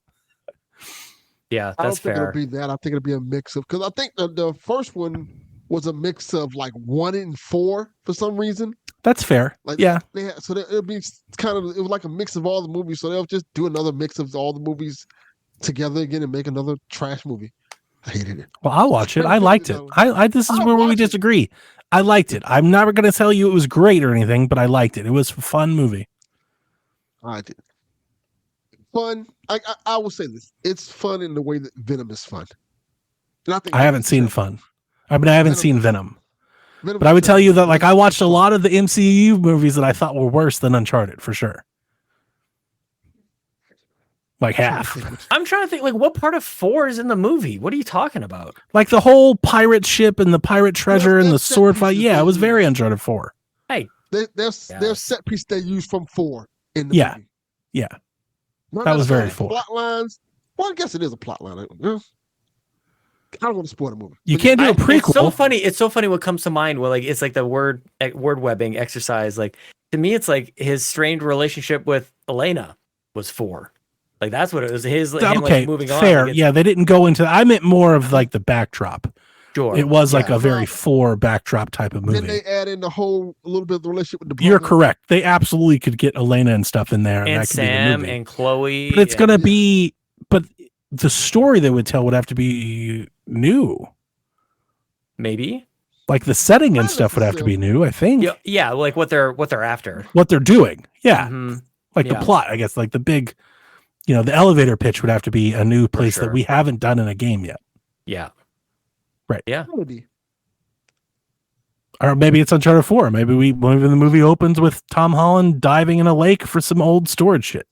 It's funny because like when they chose Tom Holland as Nate it seemed to me like automatically they'd have to have more games because Tom Holland's he's just a little boy. You know, Yeah, he's just he this is sweet young very man. young. He needs to. I Even think he needs to Sully like is age young. up a little bit. Yeah, he's got to bulk up a little bit. Sully's definitely young in this. So like the characters, if to me in the timeline, it almost should have been like a prequel type of feel, which I guess think it's that's to a certain a degree lot of it people was. thought it was is. going to be It Yeah. is when it kind was of- announced. Sean, He just has to how grow old up do a you think Tom little. Holland is. I'm just curious. How old do you think Tom Holland is? 26. He's 28. Okay, not too bad. He's getting up there. So, Getting up there. You know, Not for Nathan Drake. He's Yeah, not. Nathan Drake. I definitely picture Nathan Nathan Drake Drake as is like 32, our age. 33. yeah, he's getting closer to that Nathan Drake age in like the Uncharted, like the beginning of the series. The first movie, Exactly. He was the first movie. He was like young Nathan Drake. Yeah, Now dude, he's like behind the close to- bar. It doesn't even look like he was allowed in there. Right. Yeah. He's Yeah. sitting there like He's cleaning like- glasses and Yeah. stuff. It's like get you out. are a No teenager. minors. What the Yeah. fuck? Don't you have class to get to or something? Exactly. Yeah. I mean, he That's does have. very He close just to has a that. baby face to begin with. Yes, but Right. he's Yeah. not young. Yeah, Everything just he is. casting. Okay, so Rude Days has given us a scoring update. He says our Devon Invitational midseason PSVG champion has been crowned. He credits Nathan for picking up 2 points for the Celtics win. Congrats to Delvin and his PSVG Firefly Funhouse buddies. Devin picked up a point in the over on Elden Ring, and a very weary tribal chief Donnie with 32, Delvin with 27, and Dev now in last place at 26. So we're starting to tighten up here. How bad is Dev doing where he is losing when Like you've just missed half the year and you're still here. Yeah. I missed half the year. And not only that, we just started using other points from other people. It's not like that was True. a new thing. So our first two here are over or under 82.5 for Black Myth Wukong. I think that's a really good number, Rude. I'll take the over because I have them in the lead. I have to pick first, so I'll take the over. I'm gonna take the under. Okay. I think it's gonna be like 79. Could see it. I honestly, both of these I could see going either way. I'm like Yeah. I'm 50. I'm literally I have no educated guess here. I'm just like I had to pick one, so I picked one. I don't know. Yeah, how Sean, what do you think? pissy are games media these days? I think that's all that really matters. I think Black Myth Wukong has the chance to review very well. Everything that I've seen about it looks excellent. Yeah. Got this Monkey King. It's very anime, Yep. but like I love the parry dodge thing where like I'm not sure if you guys have seen it where like you dodge and there's like a ghost of where you were stays there to where you go to the like it's very anime. I'm like video gamers are going to eat this the fuck up. Like this is a video game ass video game. So I'm believing in hope here. I think Wukong does well. I'm going over too. It's repetitive. Over under 82.5 for Concord, and here's where I'll take the under. I'm taking the under too. Well, at least I won't lose a the point to under. this one. Way under. Is there like a double under option? Tell you to double down, Yeah. get double points. Yeah. Unfortunately, like or not unfortunately, but like oddly, that's a game that I thought when we watched that, I watched it live and I was reacting to it live. I thought Concord looked good. Oh, In the face of the entire internet, I'm like, well, I'm not going to take the over because Have you everybody seen my apparently reaction hates to it. I was in haven't. and I was out. I'm like, that really? looks cool. And then the dude's falling and it's robots. See, and like, I'm just like, get For me, outta I'm here. kind of I have no investment on a game like this, so I'm very disconnected. Sure. One, I don't play games like this, so Yeah. maybe that means my opinion is like literally an uneducated opinion. But like for me, I'm just kind of looking at like how it was presented. I'm Yeah. like, this looks very polished, very pristine. This looks like a very well-made video game. Like this is good to me. I don't want to play it. I don't play games like this, but it looks good. And everybody's like, this is the worst shit that I've ever seen. I was like, where is all this vitriol coming from? God damn. Put it back. Put it back. People hate this game. I was like, whoa. I really swung and a miss. I was very disconnected from the internet on that one. Because I just thought Concord just looked like an average, well-made. I was like, this is a good video game. What was that that car racing game that we got on PlayStation 5 when it launched? That I don't think that did well either, but like it Drive looked Club. good. Was it Drive Club? No. Like the battle arena car thing. You guys remember? Destruction Derby, something like that. Yeah. Like I remember when I saw that, I was like, that looks good. Like it looks fun. It looks like it doesn't look like a bad game. Like right. It's not like when I look at a bad game, I need to see like a broken game, like broken like that's a bad game. Yeah. You know, like I guess what I'm trying to say is like my scale slides. Yeah. You know, I'm like, this looks decent. People are like, this sucks. Part of me is always like, I always want to scream the internet. I'm like, y'all apparently haven't played bad video games. Oh, okay. Like y'all need to go play some Game Mill games before y'all starts hating on Concord. That's very true. Okay. Go play some fucking King Kong and then come back to me and tell me Concord sucks. Oh, get your 1,000 gamer score while you're at it. Yeah. So that gets us to questions, and if you don't mind, Delvin, because I want to make you talk more, will you take over? Sure. Let me go get the question then. Also, Rude Days, give Dev Sean Caprice points. Nope, can't have it. Nope, he gets no points. I should have my own score at this point. You don't get points if you don't show up. That's the rules. You don't get the points. Well, yeah, that holds up. Okay, I tried that. Sorry. Look at Yarden. Oh man. More like Boroville. I do think it's more of the hero shooters. I do think that's the Concord has taken the brunt for that. I think Concord just happens to be like the one too many of these. It just showed up just a little too late. we already have Guardians of the Galaxy and Overwatch. Yeah. Yes. Yeah. All right. Our first question is from Hambone Johnny. Any thoughts on the Rogue Ally X? Are you guys planning to stream the Devolver Showcase? Spoilers. Well, that happened already. Yeah, I guess that's the whole question. Will we finally have a date for Plucky Squire? And what else are you hoping to see there? Well, this is all going to happen, Johnny. Plucky Squire previews went up today, and they're pretty glowing, and I continue to think it looks amazing. We did not stream the Devolver Showcase because Dev couldn't make it. It wasn't that amazing of a showcase. I agree. Anyway, I did enjoy like the premise, but the showcase overall was more of the same. Yeah. I think the Rogue Ally is a much needed improvement. It looks like the perfected model of what it could be. It's just way too expensive. It's way too it's crazy. It's way too expensive. How much is I think this thing is hundreds above where it needs to be. So how much is it? I want to say I think it's $6.99. Already got one, so I'm not trading in my. But it is. Here's the thing. I love the Rogue Ally. I sold mine, but I just sold mine because I didn't want to be left with one that was worthless because I knew the new one was coming. Yeah. But I did take no disrespect. I loved the Rogue Ally. The new one is that, but it has more RAM and it has like 3 to 4 hours of battery life, and that is a game changer for that system. Like because the battery life was the thing that was holding it back. If you were playing a new AAA game, you'd be lucky to get 45 minutes of battery life out of the first one. Oof. I mean, it was, I have portable batteries because I had the Rogue Ally. Like I bought other batteries to carry with me. Wow. But the experience, the usability, the actual performance, I loved having it. Yeah. But I'm in that place now where I've really fallen back in love with my Switch, and there'll be no new handhelds until after the Switch 2 comes. Like I am 100%. Give me the Switch 2, and then I'll reevaluate if I need a PC handheld. Yeah. And that goes Steam Deck, ROG. If Xbox is doing something, I will not consider any of them until after I have my Switch 2. Yeah. Then we'll reevaluate. I'm all in on the PC handhelds. Give me more of them, baby. I'm also like in that weird, like, so I got that Razer controller that connects to my iPad. So like in the PC space, I can use that to play any PC game I want. So I'm also like kind of good on the PC space too. Okay, that makes sense then. I'm gonna build a PC this year, Donnie.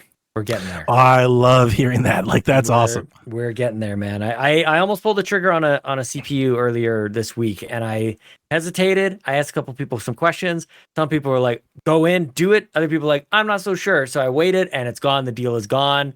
Oh man! The deal is gone. If anybody, whoever planted, doubt in my mind, you can't have that skeptic. You need that trigger finger, Sean. Yeah. By the way, has anybody seen that Switch Lite go live yet? Because I need that fucking Switch Lite in my life. Half the games from the Direct aren't even up. I want to buy the Zelda vouchers game. or anything. Yeah. Yeah, like I got a I've voucher. been checking throughout the day. I've been like refreshing. So have like, I've been can I buy any of this? The podcast. Fucking Metal Gear. They released another trailer. They had another second half featurette. They're like, here's more. I'm like, will you fucking release anything but a release date? What are you doing over there? Yep, still not there. You can buy Metroid Prime and Metroid Remaster Dread, but no Zelda. Come on, Nintendo. What are you doing? Or the app for Nintendo 64 for mature 17 plus. See, they're like, everybody's playing Perfect Dark. We'll get up to them next week. Yeah, with the pre-orders. Just keep checking. All right. Our next question from Tara, aka Bleeps and Bloops. In the zombie apocalypse, would you tell the people you are with if you were bitten? Trying to figure out who I could be friends with. Looking at you, Dev and Del.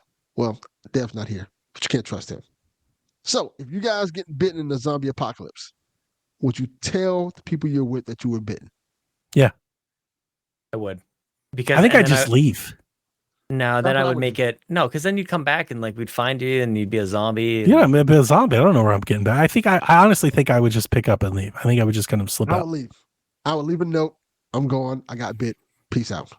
I don't even know where I'd leave a note. Like I think I would literally just pick up a bag and just kind of like exit stage left. Yeah. I would make you pretty much like go sit under a tree and just watch it all end. Yeah. Yeah. I'd make you live with the scar of killing real human Sean. It's just Shaun of the Dead. Yeah. Welcome to Shaun of the Dead. Playing video games. Sean's all chained up and collared. Like, yo, you gonna take your turn? Knowing my luck, it'd be like a fucking dog bite. It's a zombie bite.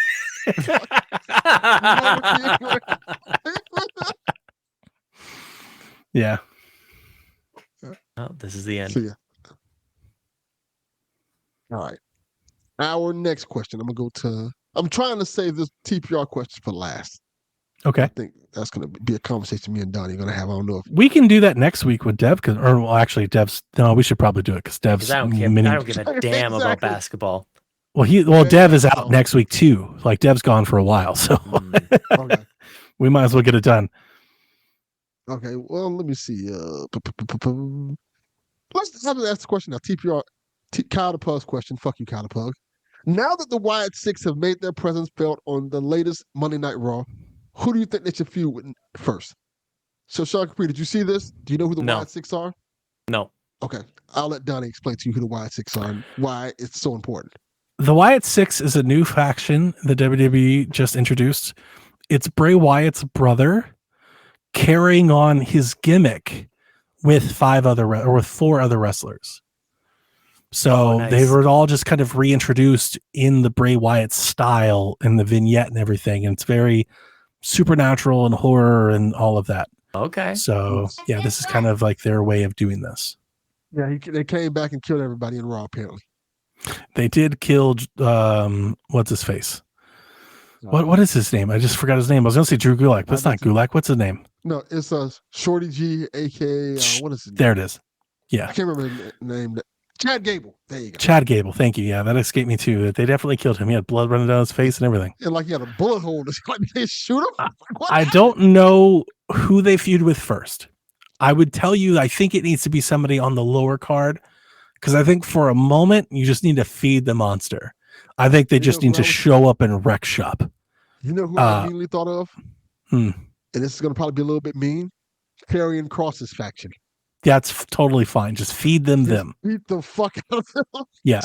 Like you just need to feed some people to them, establish them as a threat first. Now, the first feud that I think matters, I do think you can use the Wyatt Six to destroy Judgment Day. Judgment Day is already falling apart. So you can just give Wyatt Six that rub and let them be the next faction. I was going to say the first feud that probably shouldn't matter, besides, would be Braun Strowman. And I think Braun Strowman should end up joining them. See, I'm holding that spot for Alexa, but if she's not in the cards, then sure. But I would hold that. I also don't want Braun to overshadow anybody that's in the faction. This is unrelated to the question and the topic at hand, but my heart out has arrived. I'm going to go parent to my kids now. Thanks for hanging with us while you could. Amazing, dude. I got to watch this documentary. Yes. Amazing. Love you all. I will see you guys. Can I just leave? Do I break anything? Just bounce. Just leave the camera on everything. We'll hear everything in the house. It's fine. Absolutely not. See you, dude. Later. Yeah, I think I would like to see Nikki Cross and Alexa feud for a while. You actually, you want the story of them actually turning Alexa. Yeah. I think so my thing with Alexa, so I talked to Kevin about this. When they showed the faction, obviously Nikki's already in. I was like, okay, most factions don't have more than one woman. It's not that they shouldn't or couldn't. It's just they just don't. It's just not like a thing you see often. So, but in my head, I was like, but if you put Alexa in, Alexa and Nikki can kind of become that women's tag team title style. Like they can wreck shop there and potentially help elevate people out into singles like Jade. Like you could give them something to work with for a while. That's an actual real feud that you could do for a half a year or a year. You know, like there's stuff there. So I don't hate that idea. But to be honest with you, I don't know what they're doing with Alexa. I know she had a kid. I don't know if she's coming back. I have no idea. Might not. Yeah. Like I know a lot of people are like, who's the sixth guy? Honestly, they could just be like Bray's the sixth guy. Like the spirit of Bray is the sixth man. You know, Bray like Wyatt's the sixth guy. We don't. Nobody knows. Nobody knows. There's a lot of room here. So I'm interested to see where they go with it. I'm really excited for it. I'm really happy for the ratings for it were through the roof. I don't know if you know that. That's great. I did not know the third hour, they retained way more of their audience than they ever have in like a year. The YouTube views they've crushed everything they've done since like WrestleMania by like 500,000. It's not even close. So like people are here for it. I was actually thinking that they teased it too much and that people were going to be tired before it ever got started, but that's clearly not the case. I love it. I loved every moment of it. I think it reminded me, it was one of the coolest things I've seen. Well, I guess since, in terms of, besides The Rock returning, shit, like just like in a long time, I guess since The Fiend's debut. Right. It was just such a unique, cool thing that we don't really get in wrestling anymore. Like House of Black tried to do it. It was okay, but it wasn't the same. You know, the production value on this was through the roof. And you gotta like value. In the Raw was a really great episode of Raw, but like they showed backstage, they showed Gorilla multiple times. They did all of that production during the main event. Yeah. You know, that's pretty impressive. I even liked the social media aspect of it and the aftermath we're seeing of it. Like Jay Uso's like, you know what? I was having the Fireflies to represent Bray because I love Bray. I don't need that shit no more. He's like, I don't want that smoke. I don't want no smoke like that. Did you see the theory that I posted in the Discord about this? What was your theory? So it's not my theory. I came across a Reddit theory that I thought, I have no idea if this is what they're going to do. I think it might be like too deep for WWE to do because they usually have a lot of like surface level type stuff with their stories. But I came across this fan theory on Reddit where they said, I think the gimmick should be that Taylor, Bo Dallas, excuse me, my cat's about to step on my keyboard. Annabelle, please go somewhere else. That Taylor is so hurt by the passing of his brother that the Wyatt Six are just trying to like lash out and inflict that amount of pain on everybody else that they come across. Like that's their gimmick. So you have people trying to reach him, like good people, like friends, you know, like in the theory, they use Seth Rollins. Like you have Seth Rollins be like, dude, I miss Bray too. Like, I understand what you're going through. Like, I'm here for you. And they just fucking destroy him. And I'm like, there is so much here for that story to be told, because you could do that, kind of allow everybody to like go on that ride and heal with Taylor at the same time, but then also set up a tremendous like redemption arc where he comes out of that gimmick in a different way. I have no idea if that's what they're going to do, but it was the best thing that I came across in light of the unveiling. I was like, if this is it, I am so fucking here for it, because this could be great.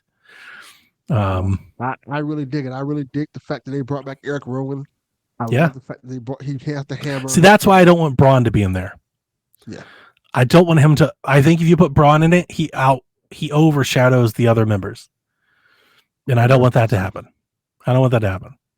That's very possible because Braun is kind of a larger than life character. But yeah, I really dig what they're doing.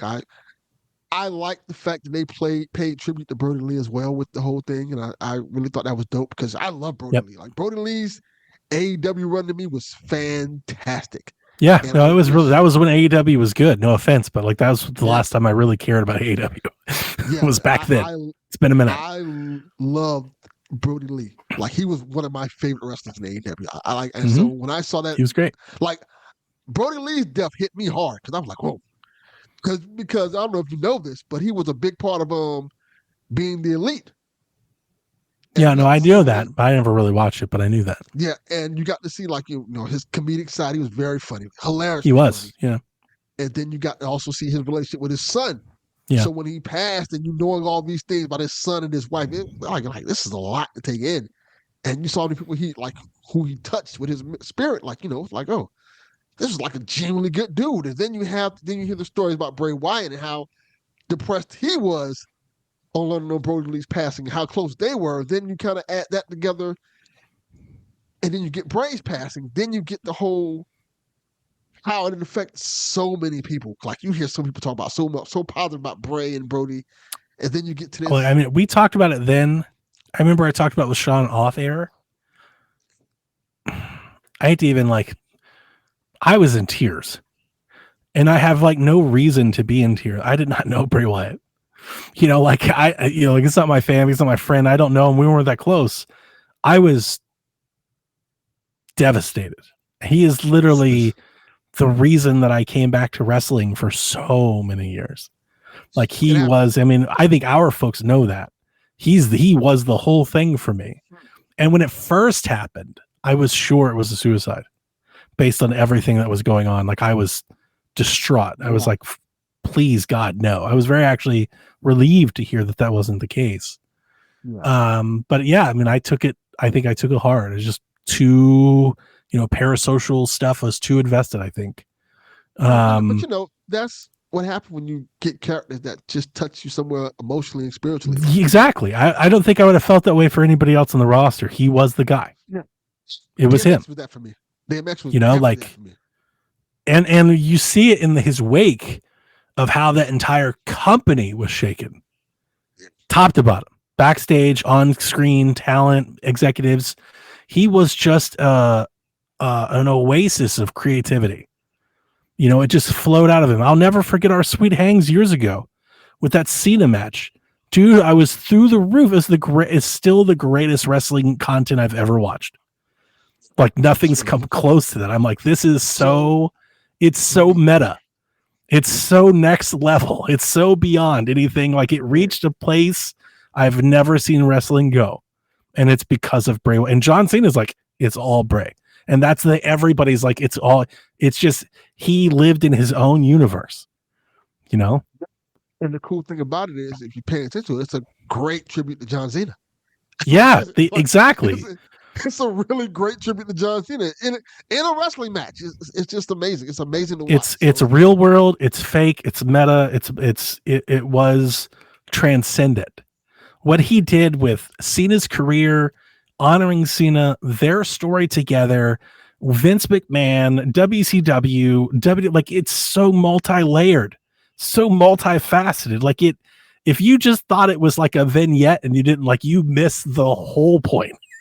Like it was such a deep thinking that I've never seen wrestling ever go to. Not even close, actually. It was art. Like it was, I was in the moment. I was like, "This is the greatest thing I've ever seen." One of my great things I think we're gonna miss is the fact that I would have loved to see that Bray Wyatt face Cody Rhodes. Yeah, that would have been. And I was so excited when he came back. I was in tears when he came back in his promo where he was just shooting, and I was like, "Dude, this could be great." And actually, I wanted to say that I want to see Bo without the mask too. See, I'm thinking I want to see very positive Bo without the mask and then Bray Wyatt Bo with the mask. I want a kind of a Fiend thing here. I would love for somebody to walk by Bo and the crew and they're just street clothes and people are like, aren't you guys the Wyatt Six? And they're just like, what are you talking about, dude? And like like that would be a fun dichotomy to see like on screen. Agree. There's a lot of places this gimmick could go, but it all falls apart if they don't treat it with any sort of respect. You know, if they farm it, and I don't think they will, because when I say they means a lot of things differently in WWE. If Vince McMahon was still in charge, I'd be very concerned right now. I would have no faith in it. Because I would think it's another fucking retribution T-bar bullshit.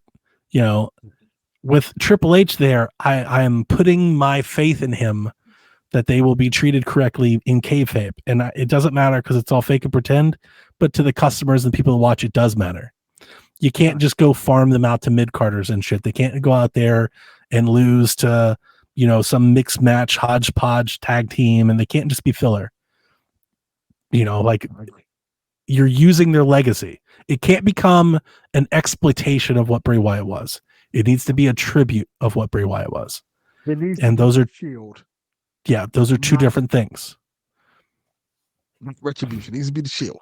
Needs to be something that's brought up and kind of put on a high level that it could be, like the old Wyatt family, like the original Wyatt family. Exactly. When they first came out, they were like an unstoppable force, and it took ideally years down the road, a year, 2 years. Ideally, I'd love to see this thing culminate in a Wyatt Six versus Bloodline thing. Ideally, like that's where this. When you do this and you exploit the passing of his brother, somebody that's so iconic, a future Hall of Famer, when you do this, it needs to culminate in something that matters. And like in my head, that's the only thing that it could be at the moment. It's got to, like, it's kind of got to go there. Or they got to build something else up for it to be there, but it's got to mean something. It can't just be, we did it so we can play the intro a few times for half a year and then it goes away. That would be very unfortunate. I think they'll do right by it. I think they're aware of how important Bray Wyatt's legacy was to wrestling fans. Yeah. And I don't even talking like kayfabe, like belts. It's above belts. This is way more important than anything has anything to do with any of that. You know, like I'm foreseeing, like, ideally, I'd love to see the Wyatt Six get booked into such an important feud that, like, at WrestleMania, you can finally see them like unmask and maybe find some peace, and you spin them all out into they're in better places because of it, you know, and like that's a lasting tribute. That's kind of like in my head, that's the end game that I would be trying to work towards. I agree. Yeah, because you see them building this faction into such an unstoppable force that they either get put in a giant feud like that, or you even propel Bo into like a Mania match against Roman or Seth or Cody to the point where like he comes so close to winning that he can take the match. Like he finds some solace, he finds some peace. Like that's an incredible story. I agree. I think this has potential to be something great. It does. Like if cared for. Undertaker's level is great. I think what I've always appreciated about the Undertaker, that he transcends time. Like he's timeless. Like even like yeah. If you look at the gimmicks from the early 90s to now, the one that always stood the test of time that everybody just bought into was the Undertaker. Like no matter what silly goofy shit the Undertaker may have did, like, people are like, all right, it's the Undertaker. It's okay.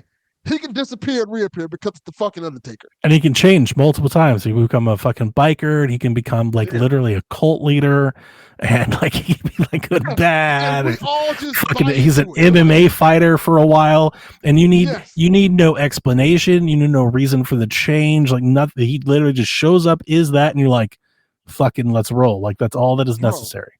That's what Bray Wyatt was going to be, and I think that's Bray had that.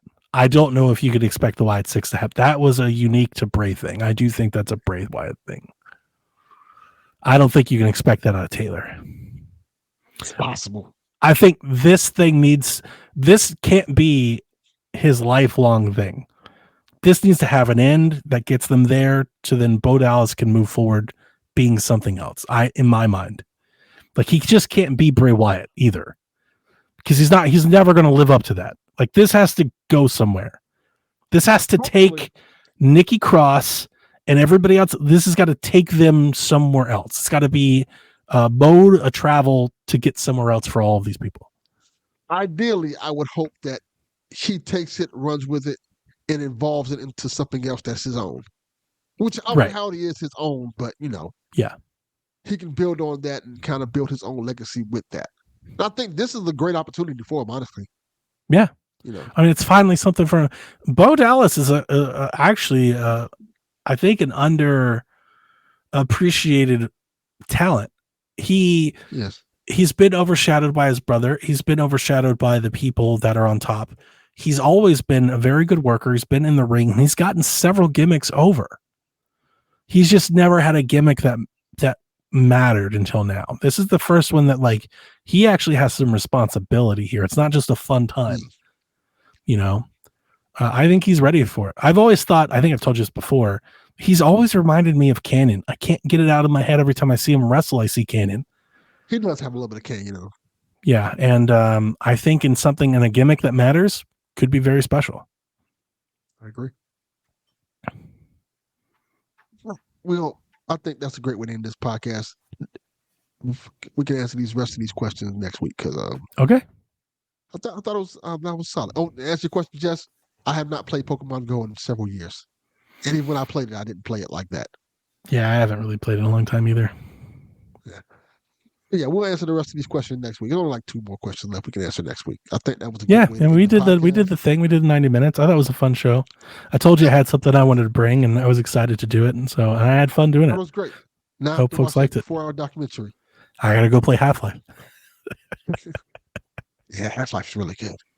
I've never played it. I've never even tried to play it. I've never even turned it on. Never played it. So I'm excited to get into it. I'm going to be really interested to hear your thoughts on Half-Life. Yeah, I think I'm going to finish Doom first, and then I think I'm going to play Half-Life. But I'm kind of using this opportunity to let everybody know, and I have to do on Shack too. I don't know what the next few big games are coming out, but if you're expecting me to play them, and they might be on hold for a minute because I kind of want to take some time to go do something I want to do, and then I'll come back to whenever the games show up. So you expect me to play them? You've lost your goddamn. I barely can play the shit I want to play. That's honestly where I've been. It's I've been struggling between I want to play this because it's the new thing that everybody's playing, and I want to play this because it's the exclusive people expecting to play. And in the back of my head, I'm but I really just want to play Doom, and I really just want to go play some of these things that I want to play. So I'm going to do that. I'm going to do that for a little bit, and then hopefully I'll get done by the time Zelda or whatever shows up. I'll give you a funny story about it before we go. I've been people know I've been moving stuff, right? So my PlayStation is at my new house. So I moved a whole bunch of stuff in my house. I said, let me turn it on a little bit and play it. There's this game that you know this game because it came out. I think you mentioned it to Garrett. It's called Capes. Mm-hmm. It's a real-time strategy superhero game. I loaded it up. I'm excited to play. I'll play it for a couple of minutes. As soon as I started playing it, I literally fell asleep with the controller in my hand. I've done that. That's been a thing for me in the recent years where I sit down to start playing and I start to get sleepy and start to get tired and fall asleep. Yes. So I literally fell asleep with the controller in my hand, woke up oh. You're too old, man. Let me continue moving this stuff. I turn it off. That's the most gaming I've got done this whole week. Yeah. Well, cool. Well, that was a fun show. Hopefully you guys liked it, and we'll catch you next week. We'll have JV will be on the show next week, filling in for Dev, and then hopefully 2-3 weeks from now, Dev will be back. But until next week, play some video games.